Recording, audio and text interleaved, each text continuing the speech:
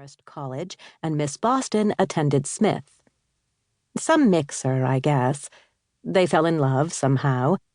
She agreed to marry him and start a new life in Georgia, but she insisted on naming their firstborn after a famous abolitionist just to make a point. Look for Charles Sumner in your encyclopedia and you'll see what I mean. Senator from Massachusetts during all those squabbles and treaties before the Civil War, the ones you learned about in school and forgot.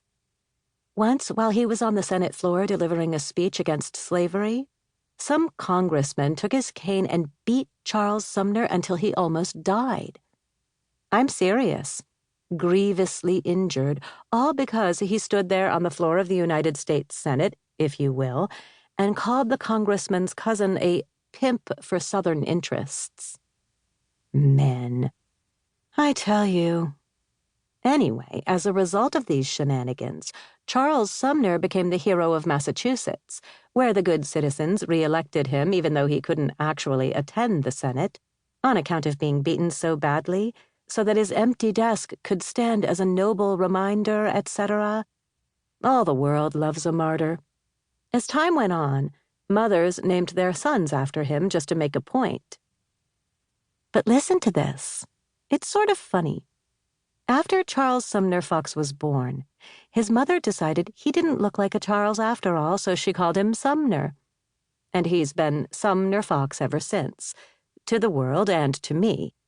If the name rings a bell, it's because he once played football for Yale, where he was considered one of the greatest fullbacks ever to carry a pigskin. So you've probably heard of him.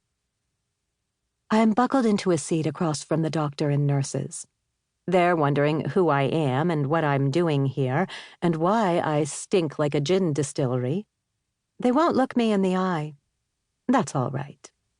I light a cigarette and offer the case to them. They accept gratefully. I light them up one by one with a fine gold Zippo loaned to me by my sister's lover, who doesn't actually smoke. Have you ever noticed how every single doctor and every single nurse smokes like a damn chimney? Not that I blame them. You see enough death and sickness and grievous injury, you need something to keep your nerves in order. We sit smoking, not looking at each other, smelling the human stink of the inside of a troop transport, the scorch of engine oil and aviation fuel. I wonder if they know who he is, this patient. Like I told you, it's all top secret. And believe me, the U.S. government is going to keep this one under lock and key for some time to come. It's a daisy, all right. I turn my head to stare out the window at the thick clouds below. My foot keeps tapping against the deck of the airplane. I think the doctor and nurses are annoyed. But I can't seem to stop. I'm a bundle of raw nerves that no quantity of English gin and cigarettes can soothe.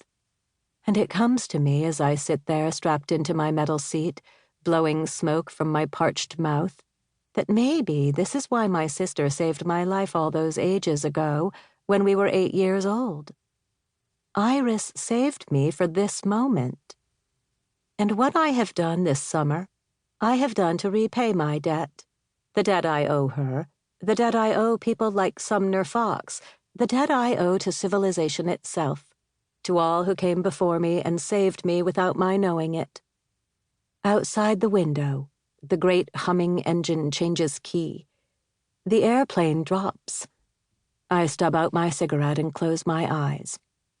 Within the hour, I'll know how our story ends. 1. Love is whatever you can still betray. Betrayal can only happen if you love.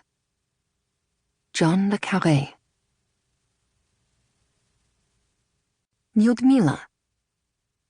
May 1951. Moscow. When she was 6 years old, Lyudmila Ivanova watched as a trio of men in dark suits searched her family's tiny apartment in the middle of the night and arrested her father for the crime of owning a set of English novels. He was a professor of literature, and the books were Russian translations. Still, English novels were decadent, and when his case went before the tribunal, her father refused to admit his crime and repent.